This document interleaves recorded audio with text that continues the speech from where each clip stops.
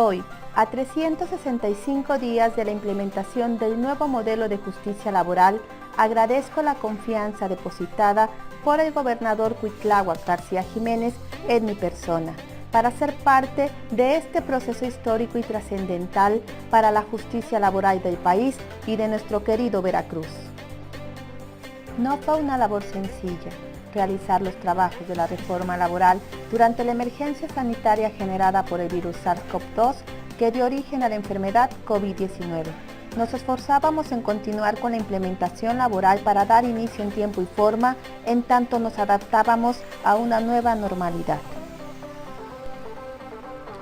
Nuestra visión no solo era la creación de una entidad administrativa, era crear un nuevo modelo de justicia laboral que permitiera un cambio integral de dimensiones impresionantes para transformar el mundo del trabajo en beneficio de mujeres y hombres trabajadores del sector productivo y de la sociedad en general.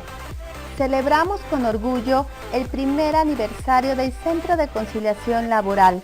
Somos el resultado del esfuerzo conjunto del grupo interinstitucional conformado por los poderes ejecutivo, legislativo y judicial del Estado para la implementación de la reforma laboral, que conllevó a reformar los artículos 4, 33 y 56 de la Constitución Política del Estado de Veracruz de Ignacio de la Llave y posteriormente la promulgación y publicación de la Ley del Centro de Conciliación Laboral del Estado de Veracruz. Inicia así la apuesta por la conciliación en nuestra entidad a través del Centro de Conciliación Laboral del Estado de Veracruz.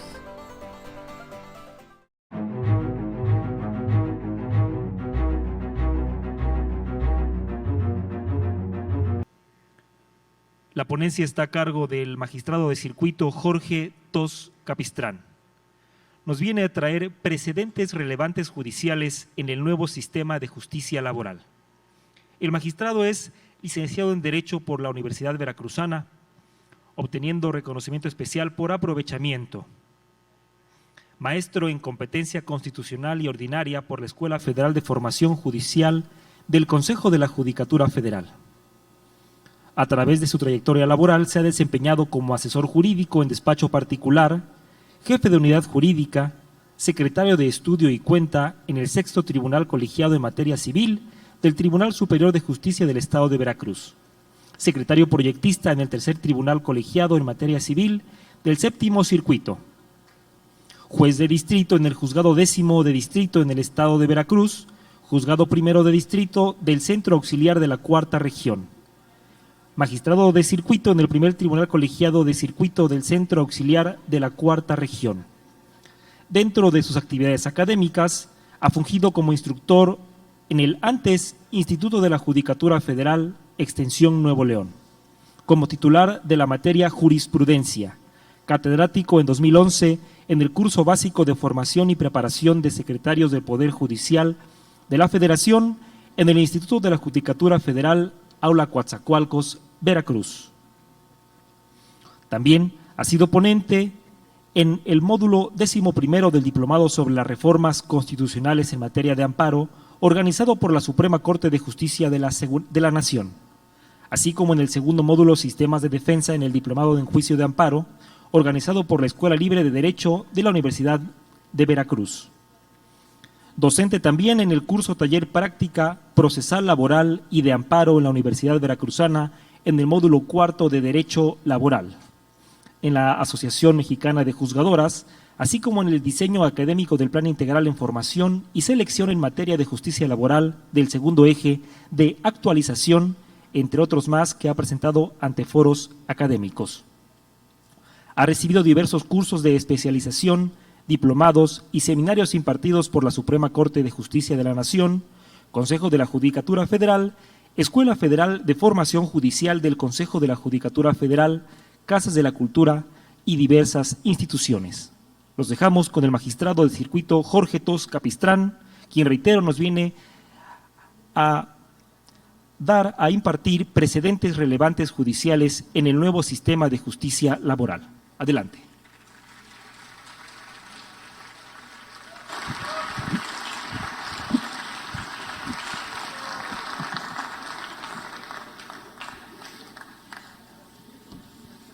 Buenas tardes. Ya me dio pánico escénico.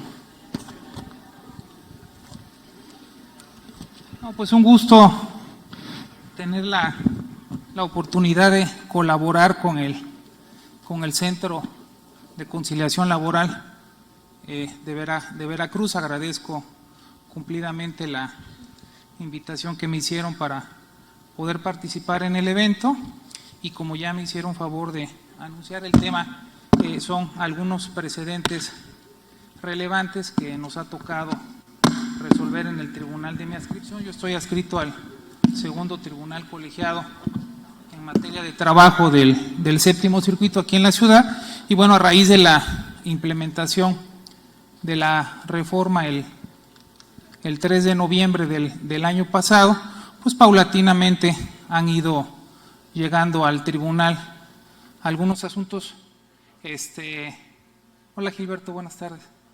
Que nos han dado la oportunidad de reflexionar sobre estos temas, ¿no? Desde luego, pues ya cuando llegan al tribunal, pues quiere decir que o no eran conciliables o la conciliación se agotó, y con toda la fase previa que tiene que llevar en los juzgados laborales del Poder Judicial del Estado o en los tribunales federales del Poder Judicial de la Federación. Entonces yo traigo a consideración de ustedes, más bien para compartir la experiencia de 4 asuntos que nos han tocado resolver: un recurso de queja, 2 conflictos competenciales, que como han dado problemas hoy día los conflictos competenciales entre juzgados, más entre juzgados federales y locales, menos entre jueces del mismo orden competencial,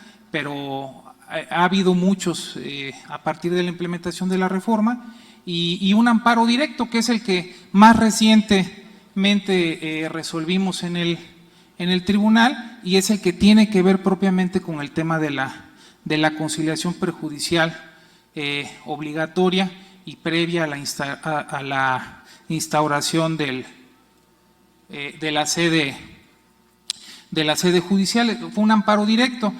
Entonces los traía yo clasificados inversamente por orden de fechas en cómo fueron resueltos los asuntos, pero voy a iniciar de atrás hacia adelante, tomando en cuenta pues que es el primer Congreso Nacional en tema de conciliación. Entonces sí me gustaría empezar con un tema propiamente de la conciliación, en respeto al temario, y ya después les platico los otros, y les traigo también una novedad de un asunto que probablemente la semana que entra vaya a ser resuelto en la Corte, en la segunda sala, una contradicción de tesis que tiene que ver también precisamente con el tema de la conciliación. Entonces, bueno, con esto yo lo único que quiero pues poner en la mesa es lo dinámico de la implementación, la necesidad pues de ir reflexionando para establecer criterios, en el caso de los colegiados, pues definitivos, mientras la Corte no diga otra cosa, o los plenos de circuito hoy día, o los plenos regionales que en breve seguramente ya empezarán a funcionar. Bueno, irán estableciendo jurisprudencias que serán obligatorias incluso para colegiados, y de ahí pues en escalera, ¿no? Conforme a la obligatoriedad de la jurisprudencia.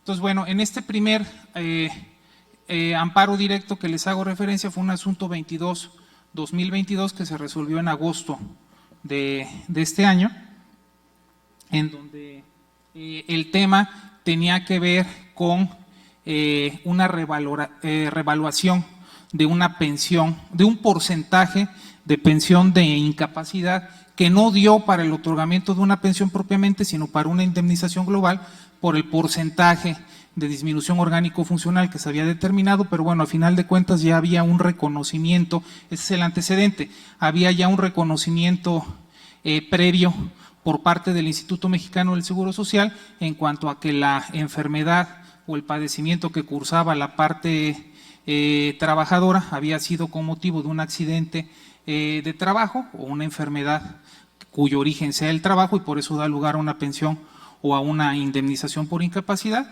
Entonces, este punto ya estaba presupuesto antes de la promoción del juicio laboral ante un juzgado Federal Laboral de aquí de la ciudad. Entonces, la parte promovente no agota la etapa conciliatoria y presenta directamente ante el Juzgado Federal la demanda donde solicita del Seguro Social, que es el demandado, la reevaluación del porcentaje de incapacidad, su incremento y en consecuencia ya la posibilidad del otorgamiento de una pensión por incapacidad. Ahí recuerden que cuando el porcentaje es hasta el 25% siempre va a dar lugar a una indemnización, si es entre el 25 y el 50 es optativo para el trabajador solicitar indemnización global o el pago de la incapacidad y arriba del 50 de la pensión y arriba del 50% invariablemente será pensión de incapacidad, ¿no? Entonces en este caso creo que el porcentaje creo que era del 20-25%, no es relevante, la cosa es que no le había dado para la pensión, presenta la demanda y entonces en el juzgado le hacen una prevención para que acompañe la constancia de conciliación prejudicial previa, partiendo del supuesto de que no se daba ninguno de los supuestos de excepción o de las hipótesis de excepción que establece la Ley Federal del Trabajo para no conciliar, ¿no? Entonces, lógicamente no se exhibe, a raíz del desahogo de la prevención, no se exhibe la constancia porque pues no se había agotado el procedimiento.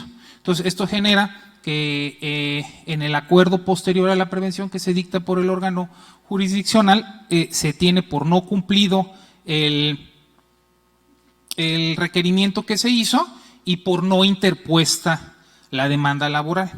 Y canalizan, que eso no sé hasta dónde debió de haberse hecho o no, no es el tema de lo que yo vengo a comentarles, pero bueno, canaliza la promoción al Centro Federal de Conciliación y Registro Laboral para efectos de que se desahogue la etapa prejudicial, ¿no? Entonces, lógicamente, esta resolución del juzgado, si bien no resuelve el fondo del problema litigioso que se estaba planteando, lo cierto es que da por concluido el juicio. Entonces, en contra de esta determinación, como no existe un recurso ordinario que debiera de agotarse, no hay definitividad, y entonces en consecuencia el único mecanismo para controvertir esta determinación del juzgado laboral es amparo directo. Y bueno, se promueve, se satisfacen los requisitos para la procedencia del amparo, se radica, se lleva a cabo el trámite, que es muy sumario, y se turna para efectos de resolución. Entonces ya ahí es donde nos toca tomar intervención en el tribunal en el que yo me desempeño, y bueno, ahí se hace una interpretación de las disposiciones normativas que regulan el tema bajo tres ejes principales, ¿no? Nos remontamos a la reforma constitucional en materia laboral del 24 de febrero de 2017, hacemos un análisis de los postulados que motivaron esta reforma en los ejes principales que tuvo, concretamente el que nos interesa, pues el aspecto de la conciliación obligatoria. Después analizamos las disposiciones de la reforma de 1 de mayo de 2019 ya a la legislación secundaria que dio operatividad a la reforma constitucional, y analizamos concretamente el artículo, estos digamos a muy grandes rasgos, ¿no? La sentencia es versión pública y está disponible para quien la quiera consultar en el CICE, es información pública, pero digamos así muy grosso modo les platico lo que se hizo, ¿no?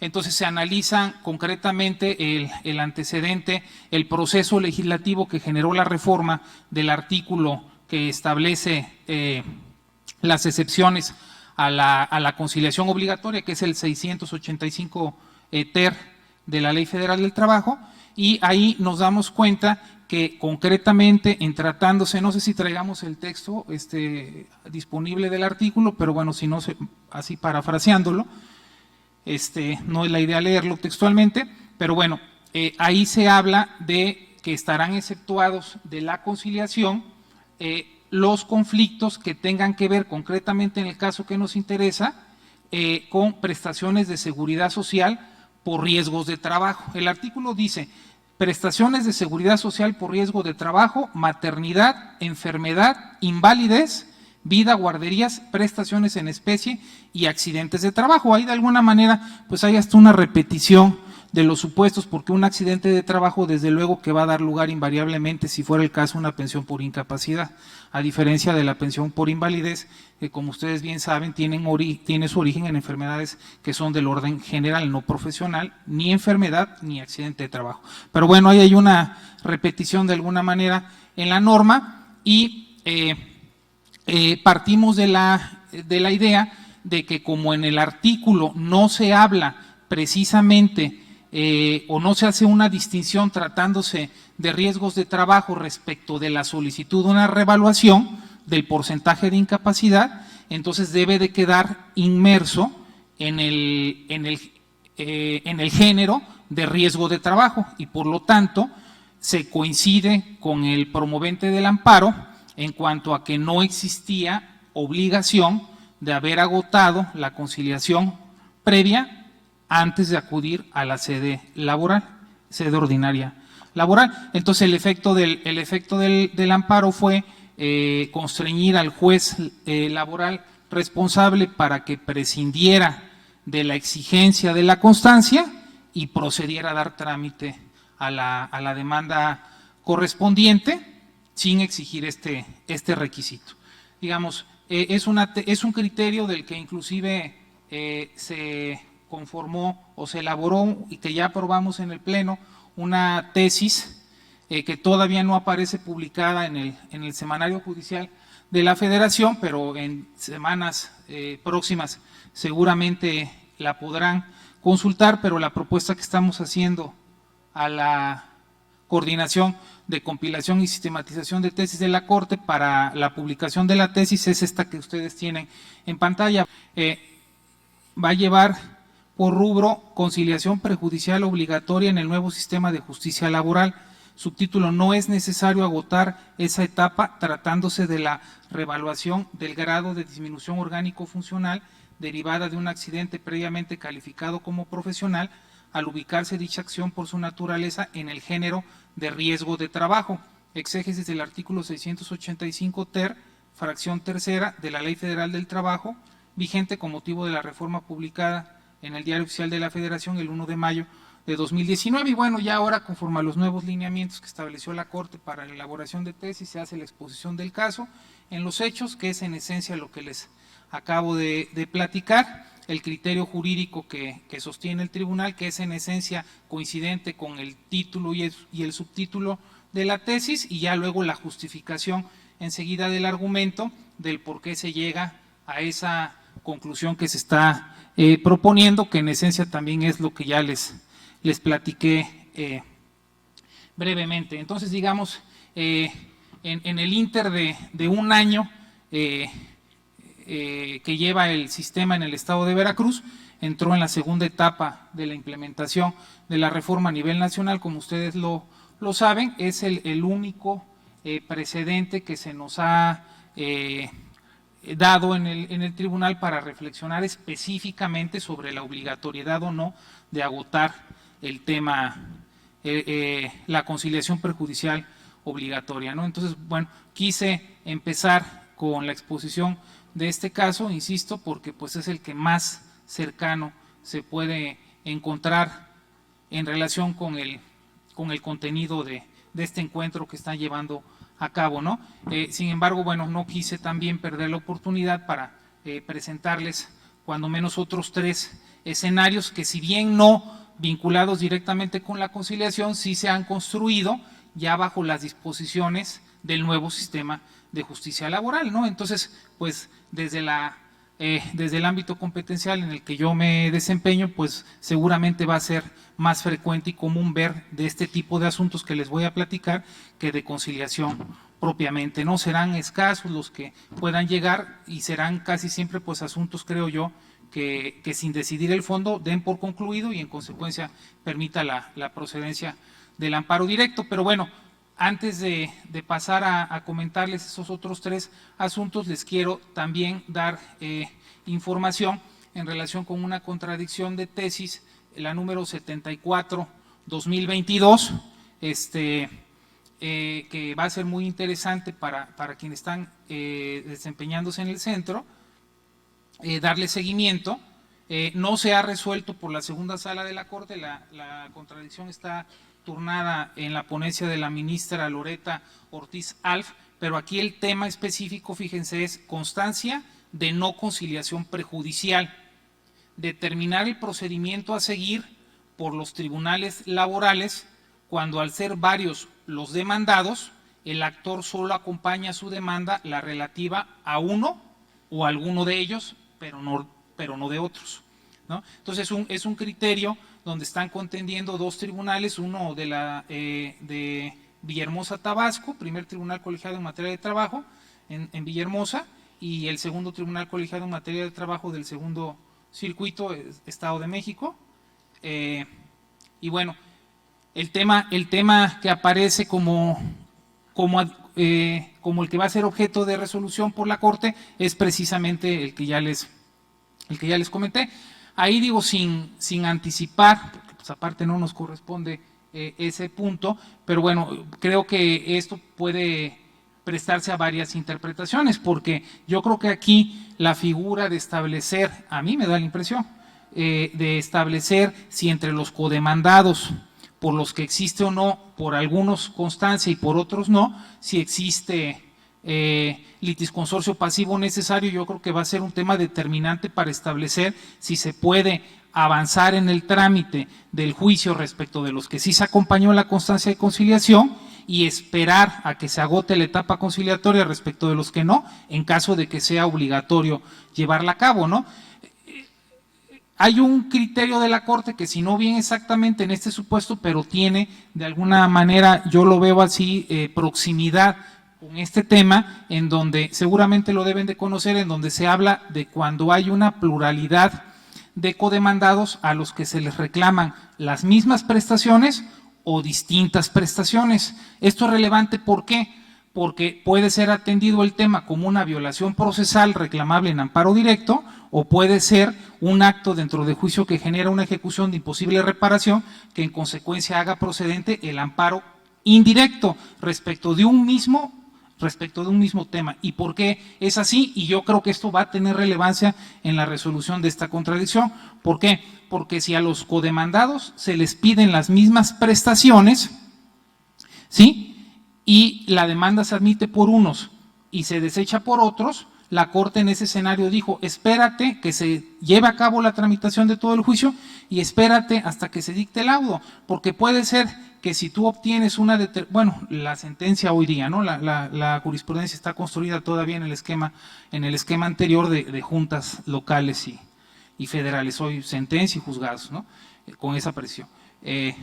Se dice, hay que esperar a que se dicte la resolución definitiva, porque en caso de que obtengas las prestaciones que reclamaste, pues podría dar lo mismo en caso de que no haya insolvencia, que te las pague A, B o C, a final de cuentas las tendrás cubiertas, pero si se demandan diferentes prestaciones a diferentes codemandados, de poco me va a servir que condenen a A por la prestación 1, 2 y 3, si yo reclamé a B 4, 5 y 6, porque esas prestaciones no me van a ser satisfechas ni aún en el escenario de que yo obtuviera una determinación favorable, ¿no? Entonces, precisamente se hace esta escisión en estas jurisprudencias, una es jurisprudencia y la otra es tesis aislada de la segunda sala, y es la determinación a la que se arriba. Yo pienso que aquí puede suceder algo más o menos similar, ¿no? Porque si por el codemandado, por el que ya se llevó a cabo la etapa conciliatoria y se tiene la constancia, le estoy pidiendo las mismas prestaciones respecto del que no, pues en aras de celeridad tal vez se podría, y ahí sí me gustaría escuchar su punto de vista, ahora sí que a lo mejor para llevarle un alegato verbal a la Corte que le pueda servir de orientación para la resolución de la contradicción. Es broma, desde luego, ¿no? Pero es una reflexión interesante porque, bueno, se anticipa, podemos ver bajo qué perspectiva se podría resolver el criterio, ¿no?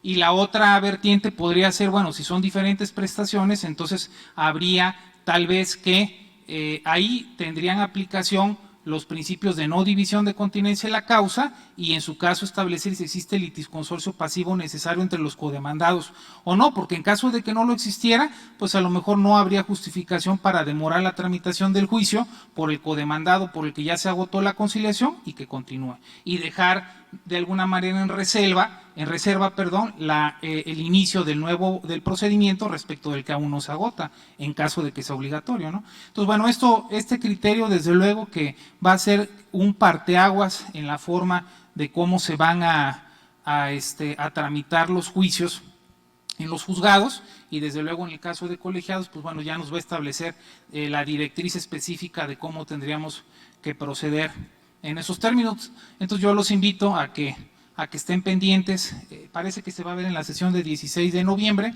según una nota que leí por ahí, estar al pendiente a ver en qué termina. El día que la lean se van a acordar, eso ya lo habíamos platicado en el Congreso de Conciliación del SECOL, ¿no? Entonces, bueno, hasta aquí el dato informativo que les quería yo compartir. No sé si siguiendo la misma dinámica de la compañera Roxana, alguien quisiera externar algún punto de vista en relación con lo que hemos platicado, para que no sea un monólogo, también así puedo tomar un poquito de agua y paso enseguida a exponer los otros asuntos o continúo, como ustedes me digan. Adelante, por favor. Preguntarle, si es una pregunta estrictamente de carácter personal, en su opinión personal, ¿cuál es la ventaja del uso del lenguaje de precedente respecto de la palabra jurisprudencia, entendida como la suma de tesis? Eso es lo que me gustaría saber. Y segundo, estoy cierto y seguro que el criterio que van a presentar y que puede ser publicado en noviembre, su título es correcto. Gracias. Gracias, maestro. Mi querido maestro Jorge Ortiz, yo creo que maestro de muchos de los aquí presentes, me da mucho gusto saludarlo, maestro, un abrazo cariñoso. Pues conforme a la última reforma a la ley de amparo, cambió en parte el sistema de conformación de jurisprudencia, atendiendo específicamente a la pregunta del maestro. Sigue existiendo, tratándose de tribunales colegiados, la conformación de jurisprudencia por reiteración, ¿no? En el caso de 5 sentencias emitidas en el mismo sentido, sin ninguna en contrario, tratándose de colegiados, bueno, conforman jurisprudencia que, si bien es obligatoria, una novedad que incluye la ley actual es que esa jurisprudencia obliga al tribunal, no obstante que alguno de sus integrantes no haya conformado pleno para efectos de la votación de la jurisprudencia, ¿no? Esto en el seno de las discusiones de los tribunales, y creo que el artículo es muy apuntado sobre el particular porque generaba mucha discusión, ¿no? Porque se conformaba, digamos, en un contexto de 3 personas, se conforma la jurisprudencia y están de acuerdo, pero después viene un cambio de integración, llega una nueva composición al tribunal y uno de los magistrados que no participó pues no está de acuerdo, pero ahora la ley establece que esa jurisprudencia, mientras no sea interrumpida, obliga incluso al que no haya participado en su conformación. Entonces es una gran novedad, digamos, en el tema de conformación de jurisprudencia, pero creo que la mayor es, respondiendo ya directamente a la pregunta del maestro, es el precedente que hoy la Corte puede, con un solo asunto, ¿sí?, ya sin necesidad de estarlo reiterando, con un solo asunto se obtiene la votación idónea para constituir jurisprudencia, se constituiría bajo el esquema de jurisprudencia por precedente, ¿no? Un sistema más parecido, creo yo, al de Estados Unidos, que nosotros no teníamos en esa vertiente. Entonces, bueno, lo cierto es que pues siempre es útil el hecho de tener esta línea de acción, porque bueno, a final de cuentas se va generando certeza jurídica, ¿no? En la medida se puede estar de acuerdo o se puede no coincidir con el criterio que se llega a sostener, pero por el nivel de jerarquía de jurisprudencia, bueno, pues se va la de pleno obliga a sala, la de sala a colegiados, la de colegiados a colegiados de apelación, a jueces del orden común y así sucesivamente, en orden de jerarquía, ¿no? Entonces aquí lo más relevante es que también las determinaciones que se tomen en controversias y en acciones de inconstitucionalidad, si obtienen la votación idónea para constituir jurisprudencia con un solo precedente, lo van a hacer y van a ser obligatorias para todas las autoridades judiciales del país. Entonces sí es un reto mayúsculo porque pues hay que estar prácticamente al tanto de la lectura de todos los precedentes que va resolviendo la Corte, porque aunque tenga como antecedente una controversia, una acción de inconstitucionalidad, puede emitir algún razonamiento que sea obligatorio para un amparo directo, para un amparo en revisión, llámese en temas de legalidad o en temas de inconstitucionalidad. Entonces, en conclusión, y no sé si con esto, maestro, responda a la pregunta, pero creo que es ideal en aras de preservar el orden y la seguridad jurídica. Magistrado, muy buenas tardes, excelente ponencia hasta este momento.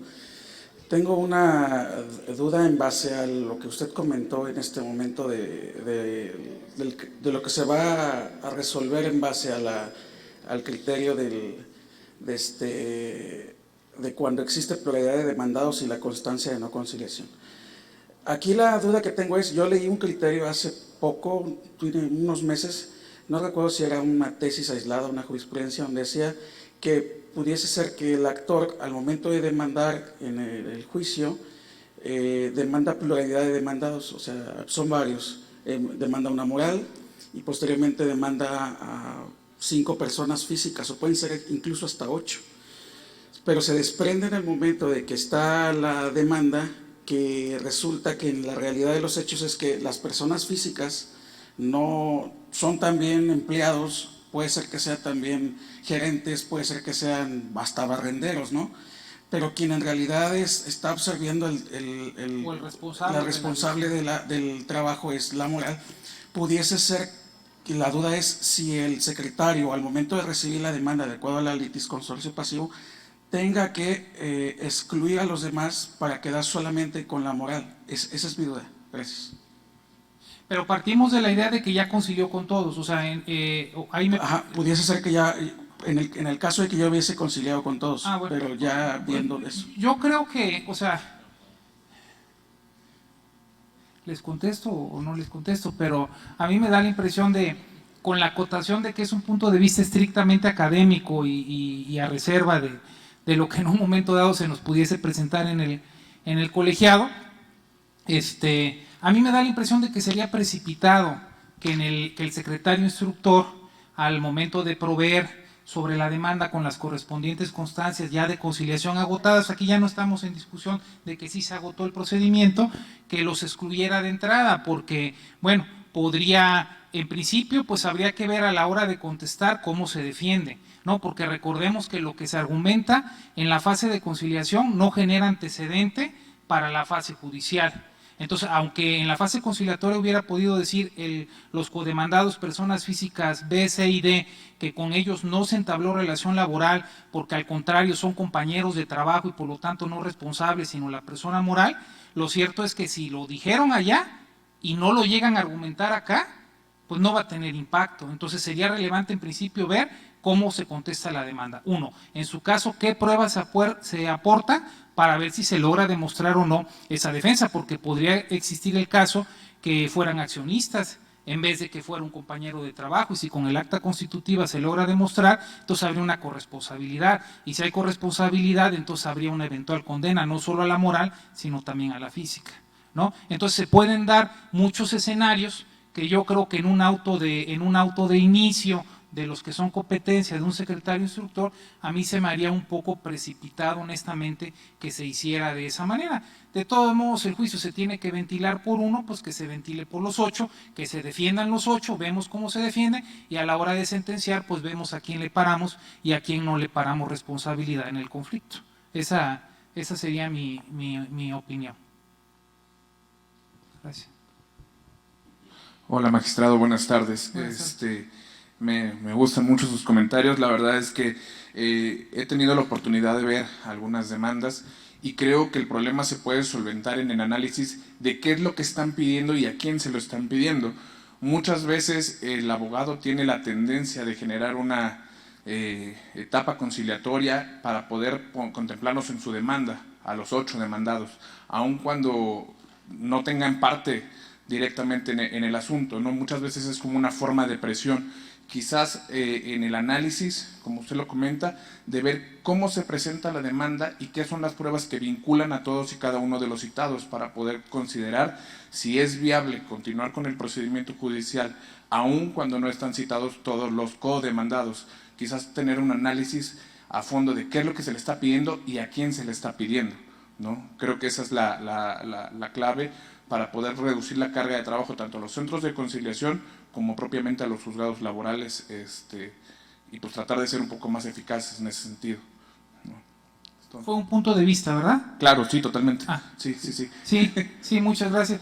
Pues sí, es que en realidad a veces, hemos visto demandas, muy voluminosas en prestación, por decir, asuntos de Comisión Federal de Electricidad, ya en sede judicial, ¿no? Asuntos de Petróleos Mexicanos, de industria azucarera, donde presentan 4 o 5 ampliaciones de demanda y cada vez le van poniendo más prestaciones, acaban el abecedario y empiezan a repetir letras, es una locura. Y luego si a eso le suma que a veces se acumulan, porque vienen 2 o 3 por separado, trabajadores, las acumulan porque son las mismas prestaciones, es el mismo contrato, las mismas condiciones generales de trabajo, no sé, se presentan, no son lo que impera de todos los días, pero ese tipo de asuntos cuando te tocan, pues realmente son muy complicados de resolver. Me imagino que lo mismo en la fase de conciliación como en la sede judicial, y a final de cuentas estadísticamente, pues el asunto te cuenta por uno y a todos nos miden por números. O sea, digo, a final de cuentas acá, atrás de cada expediente hay una realidad, hay un problema, hay una familia,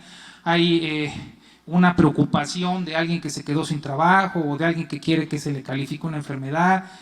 Hay un aspecto humano de por medio, me queda claro, un problema social, me queda claro, pero a final de cuentas a las autoridades se nos mide por resultados, por números, ¿no? Entonces, no es lo mismo resolver un asunto que traiga 2 prestaciones con un trabajador a un asunto que traiga acumuladas 5 o 6 demandas con 10 trabajadores y 40 o 50 prestaciones, ¿no?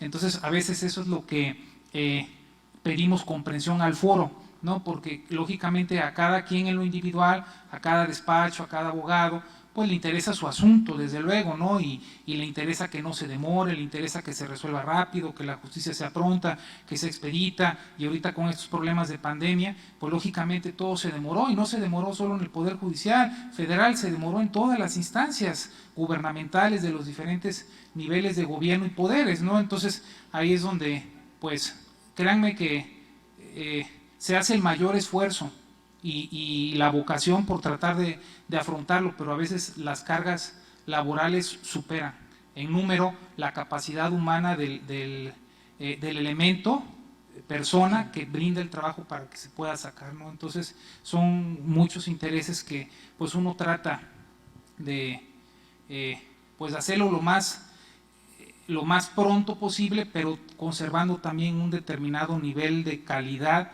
y de exhaustividad en el trabajo, ¿no? Porque no es un número, o sea, yo lo digo en esa medida, no puede verse solamente como un número, se nos mide por números, pero el asunto no se puede ver como un número, porque es un problema. Entonces, si te llegas a equivocar, pasas a traer una familia, pasas a traer una persona, es una instancia terminal en donde ya no va a haber nada, en el caso de los colegiados. Entonces, de ahí la conformación, de ahí el hecho de, pues que hay que tomarse el tiempo para ver las cosas, ¿no?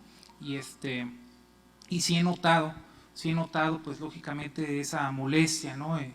Del foro en cuanto a que pues los procesos se alentan. ¿Y por qué lo comento? Porque es la finalidad de la reforma. Es un problema que está latente y que pues a lo mejor a un año de distancia sea poco tiempo para medir la efectividad, la productividad, el resultado que se pretende, pero yo creo que en la medida en que la fase conciliatoria cumpla con el propósito para el que fue creada, va a despresurizar importantemente a los órganos jurisdiccionales y eso va a permitir que a menor número de asuntos se puedan resolver con mayor prontitud, de tal forma que si todos hacemos lo que nos corresponde, desde empezando por el que hace el planteamiento, un planteamiento serio, un planteamiento real. La juez Roxana hablaba de la realidad en la conciliación, algo que sea real, algo que sea tangible, algo que atienda realmente al problema que se suscitó y no a emproblemarlo, porque en realidad si el asunto empieza emproblemado, después se le recarga la responsabilidad a quien no generó el problema, pero a final de cuentas le toca resolver el problema, ¿no? Entonces yo creo que aquí hay una coparticipación en la lealtad, en el principio de lealtad al procedimiento, en la forma en que se hacen los planteamientos. Mientras más claros, más precisos, más concisos, pedir cosas que realmente correspondan y no, como lo escuché por ahí en algún comentario, que se pide y se pide y se pide en aras de ejercer presión para cuando menos obtener a lo que se tendría derecho y no más, pero se ejerce esa presión para tratar de obtener a lo mejor pues una ventaja indebida. Digo, no lo sé, cada asunto tiene su propia realidad, ¿no? Y hay que analizarla. Y hay que tener siempre en cuenta que no es un número, así se mide, pero es un problema humano el que está de por medio en cada uno de los asuntos que se nos plantean en el centro, local o federal, y en los tribunales ordinarios y en los tribunales de amparo.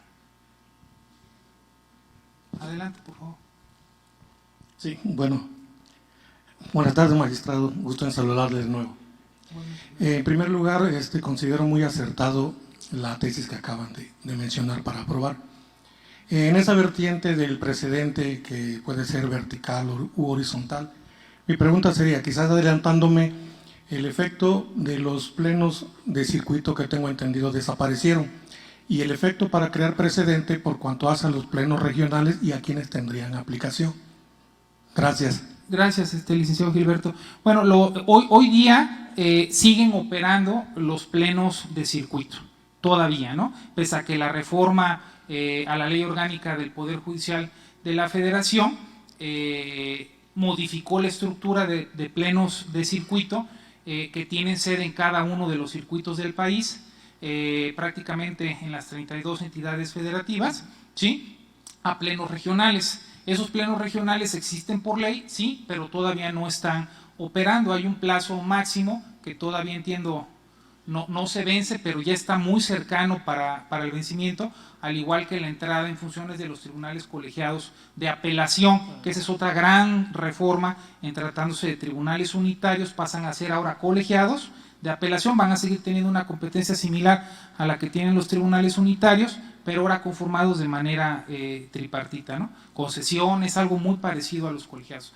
Pero tratándose de los plenos regionales, estamos en espera de que el Consejo de la Judicatura Federal emite el acuerdo correspondiente de inicio de funciones y de ver cómo se va a distribuir a nivel república las diferentes regiones del país, porque entiendo ahora van a estar conformados por 3, 4 estados, digo, no sé cómo los vayan a regionalizar en el país, pero van a resolver contradicciones de tesis, conflictos competenciales que ahora ya no van a ser competencia de los tribunales colegiados de circuito como hoy día lo son, en tratándose de… Hay conflictos que también conocen en respecto del proceso los tribunales unitarios, ¿no? Pero la mayoría de conflictos competenciales, la mayoría llegan a colegiado y excepcionalmente a la Corte, ¿no? Pero prácticamente lo tiene delegado el tema de la resolución de conflictos.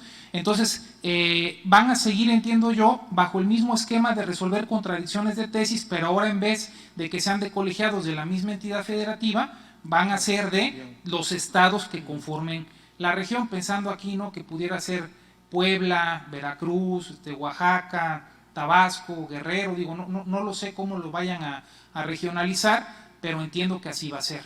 Algo parecido a cómo están conformadas las salas del Tribunal Electoral del Poder Judicial de la Federación, ¿no? Creo que son 5 regiones en el país, ahí sí, no tengo el dato tan preciso, pero pudiera ser algo más o menos similar, ¿no? Sí. Todavía no entran en funciones, licenciado. El pleno en materia de trabajo del séptimo circuito está aquí en la sede. Este año a mí me toca ejercer la presidencia del pleno y por eso le afirmo que todavía estamos trabajando con la competencia que se nos asignó originalmente.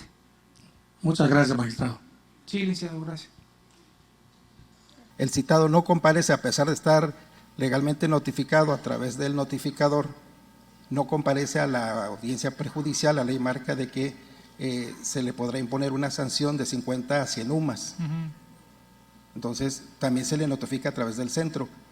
En el centro federal o en el centro local, ¿quién hace efectiva esas multas? Bueno, en el caso local es a través de Hacienda, pero la persona que está siendo afectada, O sea, ¿dónde la impugnaría? ¿dónde la puede impugnar? No me ha tocado ver ningún asunto de ese tipo, pero yo creo que tendría que ser invariablemente impugnable, y si el propio reglamento del centro no establece un recurso interno en sede administrativa para poderlo impugnar, pues yo creo que invariablemente tendría que proceder el amparo indirecto, o sea, por exclusión. Si no hay un recurso expresamente regulado, no puede quedar sin garantía de defensa y de audiencia el que va a tener que pagar la multa, que aquí recuerden que la multa se paga no con erario público, se paga con el monumento quincenal o mensual que recibe el servidor público. Bueno, en este caso la multa ante quién se interpone. La multa es en contra del citado que no comparece al llamamiento de la autoridad. ¿A ustedes no les ha tocado, Roxana, algún asunto así ahí en el juzgado? ¿No? Pues yo pensaría que, Misael, ¿verdad? Sí, yo pensaría que tendría que ser amparo indirecto. Si no hay algún recurso ordinario para poderle impugnar, por exclusión tendría que ser amparo indirecto. Y sería un acto fuera de juicio, como acto, en el supuesto de acto dictado fuera de juicio. Okay. Me da la impresión, pero digo, para no dejar sin respuesta a la pregunta, pero podríamos investigarlo. Aquí el juez Misael nos afirma que tendría que ser amparo indirecto. Yo coincido en principio, si no hay definitividad previa, tendría que ser amparo indirecto. Ok, maestro, gracias. ¿No te ha tocado tampoco, no? El hecho de que normalmente, si la notificación fue ilegal y sobrevino la multa, entonces tendría que impugnarla como persona extraña por equiparación. Y si fuera una situación distinta, donde sí hubiera comparecido y vaya, alguna situación con la notificación pudiera ocurrir, hay una particularidad porque la ley establece que la notificación para acudir a la audiencia de conciliación debe llevarse a cabo de acuerdo con las formalidades para la primera notificación personal en juicio. Y luego podría sobrevenir esta situación en relación con la nulidad de esa notificación, porque la ley dice que las notificaciones que no se lleven a cabo de acuerdo con las formalidades previstas son anulables. Eventualmente alguien podría promover un incidente de nulidad en contra de una notificación mal practicada por el centro de conciliación, y esto… E indirectamente… de proceder dejaría sin efecto la multa, ¿no? Porque no habría una resistencia o rebeldía a acudir si la notificación no se llevó a cabo de manera adecuada. Así es. ¿No? Pero, sobrevendría esta situación en torno a que el centro tendría que darle trámite a ese incidente de nulidad de notificaciones y resolverlo. Pero digamos, ahí el acto directamente objeto del incidente sería la notificación más realizada, ¿no? E indirectamente la multa. Pero ahí la preocupación a lo mejor radicaría en la pregunta de que como se hace efectiva por conducto del sistema del Servicio de Administración Tributaria, mientras no obtengas una suspensión, la multa va a ser ejecutable. Exactamente. ¿Verdad? Entonces a lo mejor ahí, pues digo, no sé si convendría hasta en paralelo, ¿no? Promover el incidente en contra de la notificación mal realizada, si es que así se hizo, y en paralelo promover el amparo en contra de la multa para efectos de obtener la suspensión y que no se lleve a cabo el cobro. O sea, desde luego son elucubraciones que surgen ahorita aquí en este momento y pues habrá que ver ya cómo se va modulando los criterios en los tribunales, porque digamos no hay experiencia en mi persona, no hay experiencia directa sobre el tema. Pero te agradezco muchísimo, Martín, el apoyo. Con mucho gusto. Gracias.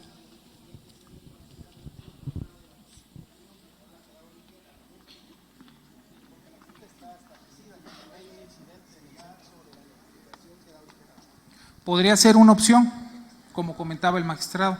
Muchas gracias. Bueno, aquí otra pregunta. Adelante, por favor. 5 minutos.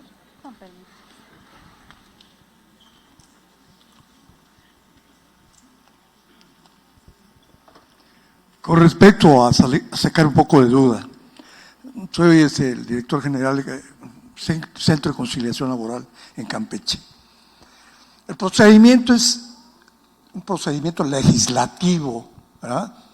Primero, como ley orgánica, Sencolab analiza cuando te notifican personalísimamente, lo dice la ley orgánica, y lo dice también los mismos principios de la notificación, tiene que ser personal a las dos partes, ¿sí? Una vez notificados, ¿qué es lo que hace uno? Vemos que el patrón no asiste y el trabajador siempre por su necesidad, ¿verdad? Aún lejano el lugar, porque vemos que esta nueva reforma laboral justiciable, pues es proteger también y el equilibrio de tanto el patrón como del trabajador. Una vez notificados, si no asisten, Campeche, ¿cómo es que llevó el procedimiento? Pasa a análisis primero de nosotros como local, lo subimos a la Junta de Gobierno, ya a nivel secretarías de Estado, lo analizan y de ahí procede a irse, ¿a dónde, doctora? A la Consejería Jurídica. Cada organismo estatal tiene su Consejería Jurídica. La Consejería Jurídica analiza este procedimiento administrativo en la cual, para más seriedad, para más responsabilidad de las partes, se le quiere hacer medidas preventivas, requisitorias, y de esa situación de la consultoría jurídica, que lo analiza conjuntamente con nosotros como Centro de Conciliación Laboral, lo pasa al Congreso del Estado. ¿Sí? El Congreso del Estado analiza y manifiesta y dice, tienen toda la razón. A veces los centros al inicio nadie nos hacía caso. ¿Sí? Eso es en Campeche. Puede ser que en otros estados pudiera darse, ¿verdad? Pero ¿qué es lo que tratamos de hacer? Buscar el equilibrio, tanto sancionar o prevenir al trabajador como al patrón, que en ese caso el Congreso del Estado ya nos notificó, dice Centro de Conciliación Laboral, procede su reforma a lo que es la ley orgánica. Y en los oficios en la cual se debe de salir para enero, porque ya falta esto. Una vez que el Congreso del Estado lo aprueba, lo último que falta es la publicación. Al publicarse, señor magistrado, pues prácticamente ya es ley. Y sabemos de antemano, y ahora creo la respuesta del compañero, que cuando son notificados y no comparecen o nos ignoraban mucho, porque ahí en Ciudad del Carmen se daba ese aspecto, porque hay empresas extranjeras, empresas de otros estados, de otros países. Entonces, nos hacían a un lado, y eso aquí está la doctora presente, doctora en Derecho. Y entonces tuvimos que valorar esa ética de nosotros para que al mismo tiempo sientan el rigor de lo que es el procedimiento. ¿Qué va a pasar con la multa? Lo que viene a futuro, para enero, lo vamos a aplicar. Lógico, siempre vamos a tener convenios con los gobiernos de los estados. La sanción o el dinero se va a la Secretaría de Finanzas. Nosotros manejamos local a nivel estatal Campeche. Ahí se integra la multa. Si el patrón o el trabajador consideran que la multa es injusta, entonces sí procede el procedimiento administrativo de ejecución, que es la cual se legisla en materia fiscal a nivel local. De ahí entonces, ese dinero que se va a recuperar de Sencolab Campeche, ¿sí? Porque también somos una entidad, una institución con patrimonio propio y personalidad jurídica. Entonces, hacemos valer la ley ante los mismos, no coercitivamente, sino sensibilizando, que la función de nosotros es equilibrada, es de buen sentido común. Entonces, ¿qué es lo que va a pasar? Que si el Estado, el Estado local dice, bueno, aquí tengo el 100% de un año recuperado, te vamos a dar el 10%. Cuando menos hay algo, pero sabemos que estamos recuperando.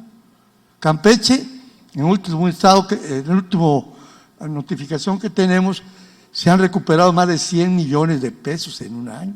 Fíjate nada más cómo estamos recuperando el dinero de los trabajadores. Yo creo que esa duda va a venir a futuro.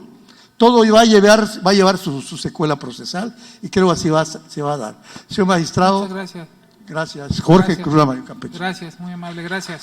Gracias por la aportación.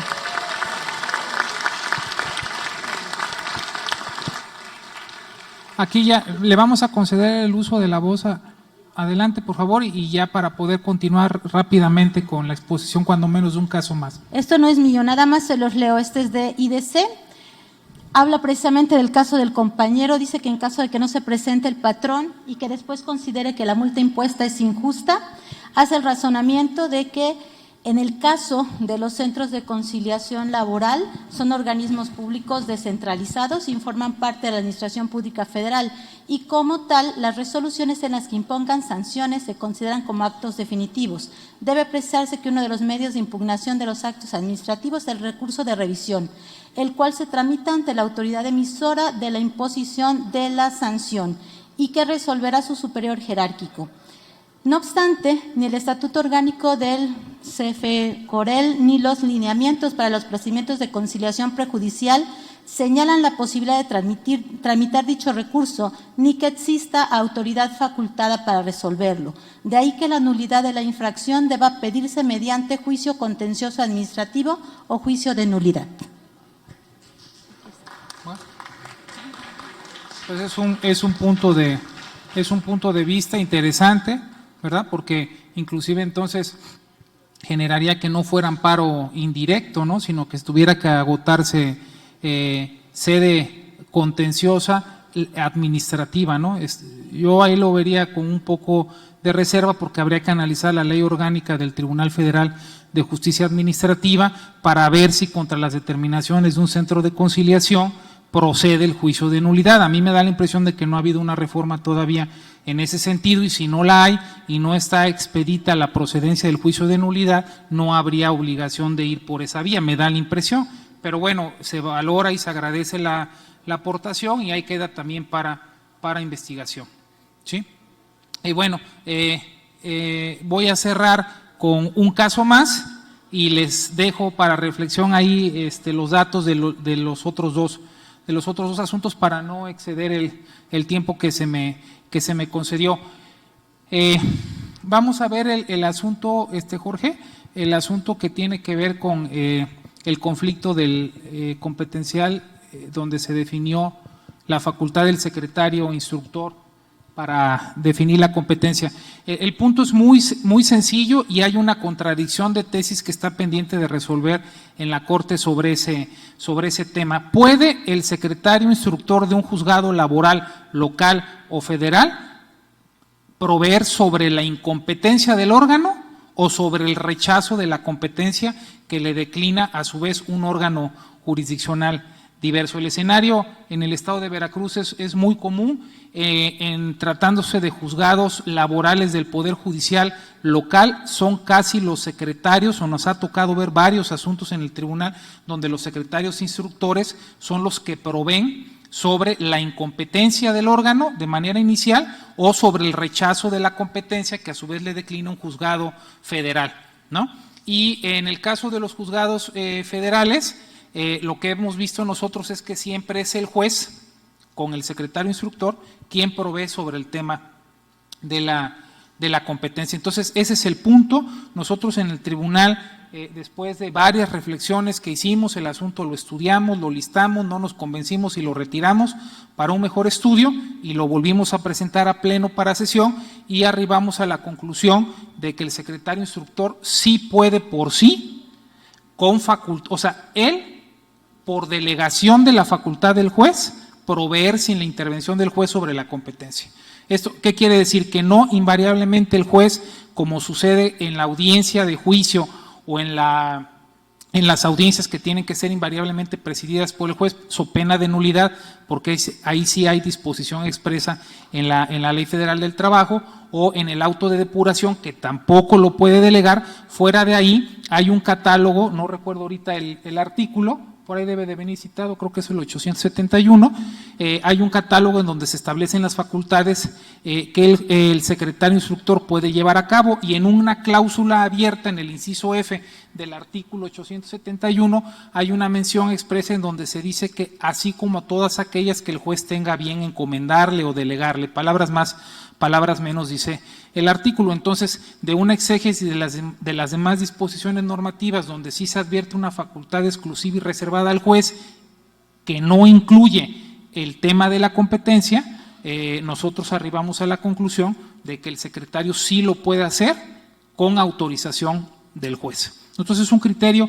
Hay otro tribunal que ya, uno o dos tribunales que ya fueron de la opinión opuesta, que dicen que es una facultad de ejercicio indelegable por parte del juez laboral y que por lo tanto solo él lo puede llevar a cabo, ¿no? Entonces el criterio que por ahí se cayó algo, el criterio que hicimos en el tribunal, ese sí ya está publicado, lleva por rubro secretario instructor el nuevo sistema de justicia laboral.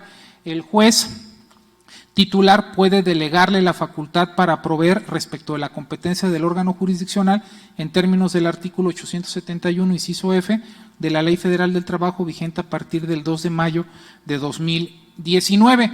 Es un criterio que ya lo reiteramos, ya conformó incluso jurisprudencia por reiteración, y hay dos contradicciones de tesis pendientes de resolverse en la segunda sala de la Suprema Corte de Justicia contra otros tribunales que han dicho que no, la moneda está en el aire. Mientras tanto, nosotros en el segundo tribunal colegiado en materia de trabajo así estamos resolviendo. Entonces también el día que vean la jurisprudencia que se publique en el semanario, ojalá y venga en este sentido, y si no, pues ya la platicamos. Muchas gracias y buenas tardes.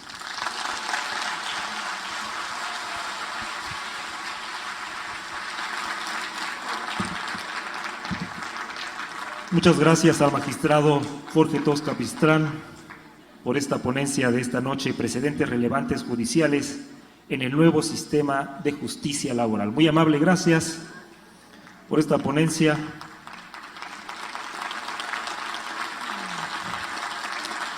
A continuación, la directora del Centro de Conciliación Laboral del Estado de Veracruz, la maestra Diana Arostegui Carballo, le habrá de realizar el reconocimiento por esta destacada participación, esta ponencia de esta noche, y le habrá de entregar un obsequio a nuestro amigo el magistrado Jorge Tos Capistrán.